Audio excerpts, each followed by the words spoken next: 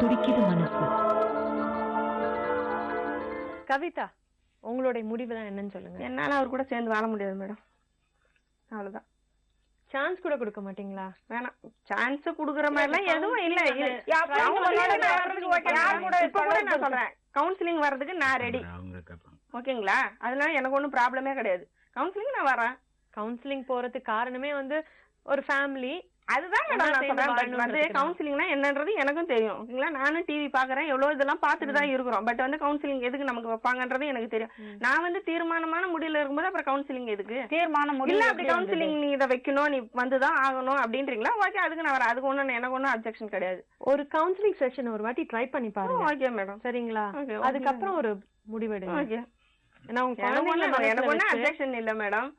இல்ல, உங்க குழந்தைங்க மனசுல வச்சு ஒரே ஒரு செஷன் நீங்க உட்கார்ந்து பாருங்க. ஹஸ்பண்ட் அண்ட் ஒய்ஃப் 2 பேரும் சேர்ந்து உட்காரணும். உங்க பையனும் உட்காரணுமா அந்த செஷனுக்கு? ஆமா. அதுக்கப்புறமா அந்த கவுன்சிலர் சொல்லுவாரு. இவங்க 2 பேரும் சொல்றதை விட அந்த கவுன்சிலர் யாரு பேசுறாங்களோ அவங்க சொல்லுவாங்க உங்களுக்கு இவங்களோட மனநிலைமை எப்படி இருக்கு அப்படின்றத உங்களுக்கு தெரியப்படுத்துவாங்க. எங்க மருமகளுக்கு யாரும் சொல்லி கொடுக்கணும்ன்றதே கிடையாது. அவளுக்கு எல்லா திறமைகளும் உண்டு. என்ன, ஆனா கேணத்தனமா ஏமாளியா இருந்தவன் என் பிள்ளைதான். ஏன்னா அவன் ஒரு சின்ன ஒரு மேடம் அப்படியே நம்ம போய் வாழ்றோம்னு வச்சுக்கோங்க. சும்மா எக்ஸாம்பிளுக்கு சொல்றேன். இனிமே வாழ்ந்தா மட்டும் எப்படி இருக்க போகுது? அப்ப நீ யாரோட இருக்க போகணும்னு நீ நினைக்கிறீங்களா? அப்ப நான் யாரோட இருக்கணும்னு நினைக்கிறது வந்து நீங்க என்னத்துக்கு வந்து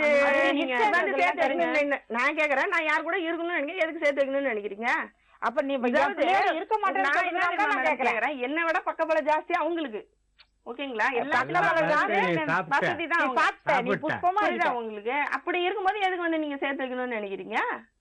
ஆனா பாருங்க, அந்த வேலை பாக்குற ஆளு ரெண்டாவது சப்போர்ட். அதாவது மேடம், நான் ஒண்ணு சின்ன குழந்தை இல்ல மேடம். அம்மா இவ்வளவு வர முடியாதுமா. எனக்கு வந்து மெச்சூரிட்டி இருக்குது. இப்ப உங்களே குழப்பிடுவாது.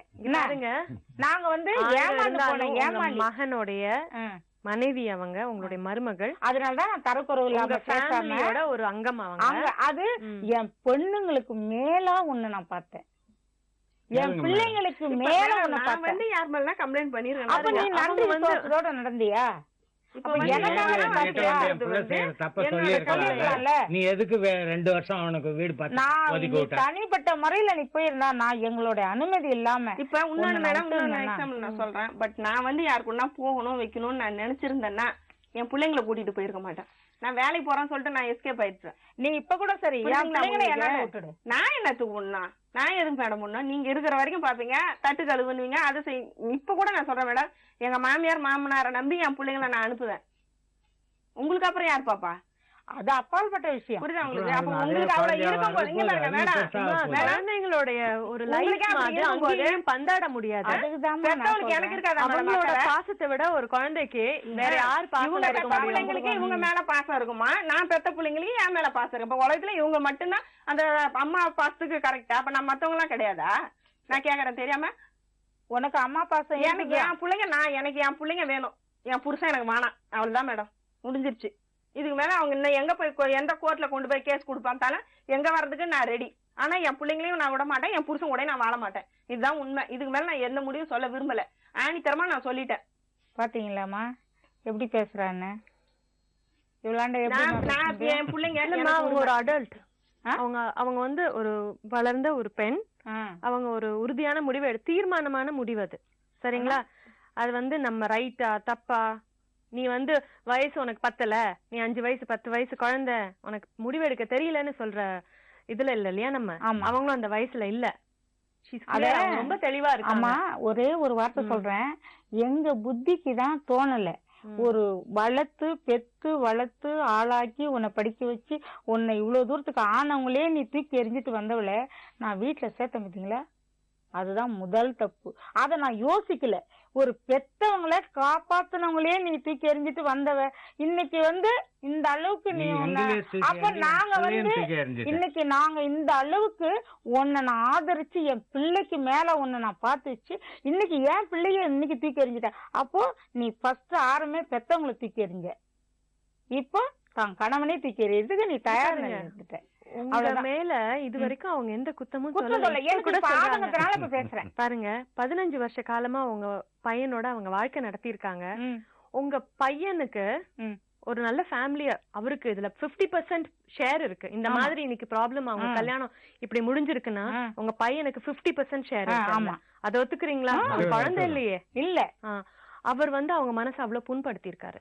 எப்படி அப்படின்னு அவங்க சொல்றாங்க. நாத்தனாரால புண்படுத்தினாங்களா, மாமியாரால புண்படுத்துறாங்களா, வேற யாராவது அவங்க வாழ்க்கை நடத்த முடியாதுங்க. கணவரோட தானே இருக்க முடியும். அப்ப கணவரோட இருக்கும் அப்ப உங்களெல்லாம் பாத்துட்டு அவரோட இருக்க முடியலன்றாங்க. அவரோட தானே அவங்க வாழ்க்கை நடத்தி ஆகணும். அப்படி உங்களுக்கு நடக்கும்போது எங்ககிட்ட வந்து சொல்லலாம் இல்லையா மேடம்? ஓகே, மாமியாருக்காக பாக்கலாம், என் நாத்தனாருக்காக பாக்கலான்ட்டு அவங்க பிராக்டிக்கலா யாரோட அவங்க வாழ போறாங்க? அவங்க கணவரோட.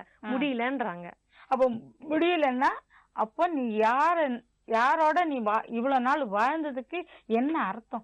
அப்ப நீ அவனை நேசித்து அவனை வாண்டான்னு சொல்லிட்டு போறவங்க அன்னைக்கே நீ போயிருந்தீங்கன்னா பிரச்சனை இல்ல. நீ இந்த அளவுக்கு நீ நேசித்து இத்தனை காலம் நான் பொறுத்து போனேன்னு சொல்றாங்க. அது எப்படி பொறுத்து போனேன்? அப்போ நாங்க பக்கத்துல தானமா இருக்கோம். நாங்க தொழுவுல இல்லையாமா? நாங்க தொழுவுல இல்லையாமா? இல்லையா, இங்க பாருங்க. இது அந்த அன்னைக்கு இருந்த சூழ்நிலை வேற. சரிங்களா? 15 வருஷத்துக்கு சூழ்நிலை வேறயா? கண்டிப்பாமா. காலம் மாறி இருக்கு இல்லையா? அன்னைக்கு அந்த போலீஸ் ஸ்டேஷன்ல அவங்க யாருமே இல்லாம உங்களை நம்பி வந்துட்டாங்க. அப்ப இன்னைக்கு யாரையும் நம்பி நீ போறியா? இது பேச வேண்டியது பேசுறது கொஞ்சம் இதுவா பேசணும் மேடம். ஆனா போனா நான் இப்படி புரிஞ்சுக்கிட்டு பேசுங்கன்னு தான் நான் சொல்றேன். இப்போ நான் போறேன், அன்னைக்கு நீ என் பிள்ளைய நம்பி நீ வந்த. அவங்க உங்க பையனை பைத்தியக்காரன் ஆக்கிட்டாங்கன்றீங்க. இதனால உங்க பையனாலையும் இவங்கனாலையும் 2 சின்ன குழந்தைங்க அதுங்கள நாங்க அத நீங்க யாராவது ரியலைஸ் பண்ணாமா? அவன் குழந்தைங்கள நேத்திக்கு அவன் தங்கச்சி பிள்ளையாண்ட பேசும்போது அழுகுறான். என்ன என் பிள்ளைங்களாண்டதான் நான் பேச முடியல. என்ன சஞ்சய் என்றவன் எங்க பொண்ணுடைய பையன். மனசு வருத்தப்பட்டு என்ன அதுக்கான என்ன ஸ்டெப் எடுத்தாரு அவர்? நல்லபடியா வாழ வைக்கிறதுக்கு என்ன ஸ்டெப் எடுத்திருக்காரு அவங்க ஸ்டெப் எடுக்கிறேன்னா என் பிள்ளைங்களோட நான் வாழ்வேன்னு தான். சரிங்க, ஒண்ணு பண்ணுவோம். ஒரு கவுன்சிலிங் செஷன் உட்காரட்டும் 2 பேரும். அதுக்கப்புறம் எந்த முடிவா இருந்தாலும் எடுங்க கவிதா. தயவு செய்து உங்க குழந்தைங்களுக்காக நீங்க அத யோசிச்சு பண்ணுங்க. 1 இல்ல 2 3 நாங்க ஒரு கவுன்சிலர் ஏற்பாடு பண்றோம். அவங்களோட உட்காந்து மனம் விட்டு பேசுங்க 2 பேரும். அதே சமயம் உங்க பையனை நீங்க தான் கூட்டிட்டு வரணும். அவரை உட்கார வைக்கணும். அவங்களோட ஹஸ்பண்ட் அண்ட் ஒய்ஃபா உட்கார வச்சு அவருக்கு அந்த குடிப்பழக்கத்தை ஃபர்ஸ்ட் மறக்க வைக்கணும். டாக்டர் ஸ்டெப் பை ஸ்டெப் சொல்லுவாங்க. சரிங்களா? அவங்க சொல்லுவாங்க அடுத்து நீங்க இது பண்ணுங்க இது பண்ணுங்கன்ட்டு. அதுக்கப்புறம் மாற்றம் வரும். உங்க பையன் ஒத்துழைக்கணும். அவன் ஒத்துழைப்பாமா? ஒத்துழைப்பான். ஆனா கவிதா குழந்தைங்களுக்கு ஆனா அவங்க வந்ததுக்கு அப்புறம் என்ன வர சொல்லுங்க மேடம். நான் இங்க ரொம்ப நேரம்லாம் வெயிட் பண்ண முடியல. இன்னைக்கு வெயிட் பண்ண தனிப்பட்ட முறையில நீங்க பேசிக்கலாம். அதுதான் சொல்றேன். நீங்க எல்லாரும் முன்னாடி ஏன்னா it's gonna be a private session. கணவன் மனைவி தனியா அதுக்கு நான் சொல்ல வரல மேடம். கவுன்சிலிங்க்கு நான் வந்துட்டு அவங்க வர்றதுக்கு லேட் ஆகி அந்த மாதிரி இருக்க வேண்டாம். 2 பேரும் டாக்டர் மீட் பண்ண போறது டாக்டர் நாங்க வெயிட் பண்ண வைக்க முடியாது. அதான் சொல்றேன். பட் அவங்க வந்ததுக்கு அப்புறம் எனக்கு ஃபோன் பண்ணா நான் 5 மினிட்ஸ்ல வந்துருவேன். சொல்ல துடிக்குது மனசு.